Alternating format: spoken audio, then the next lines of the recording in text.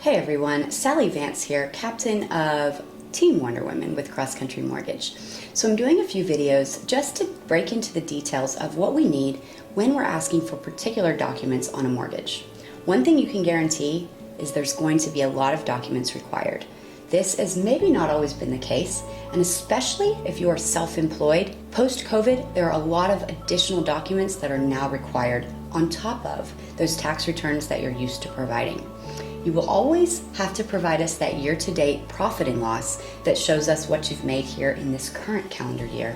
But now you will also have to provide 3 months of your business bank accounts as well that support the numbers on your profit and loss. This was never a requirement in the past before COVID, and it has caused many challenges for our businesses that were closed or had to have less time open during the COVID times. As well, if you're self-employed, we are going to truly analyze those tax returns and make sure that you are still showing the same kind of an income. If there's a decline of over 20%, you're going to have a problem. So please, if you're self-employed, make sure you are talking to your loan officer in depth about these things.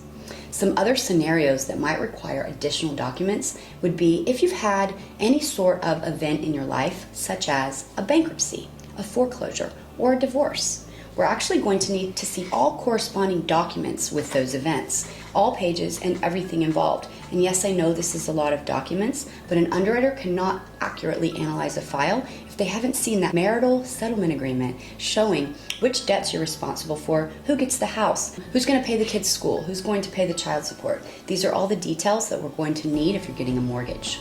Another scenario we see regularly is if you own rental properties. We don't only need to see those tax returns, we're also going to need to see the leases for each property. We're going to need to see the mortgage statements for each property, the homeowner's insurance bill for each property, and the tax bill for each property.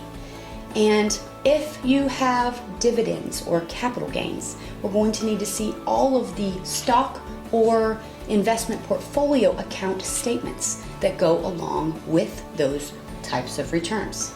So essentially, there's really not 100% guarantee that at the beginning we can give you the full and accurate list of documents needed. So try not to get frustrated with this process. We are in this as a team and we are here to help you.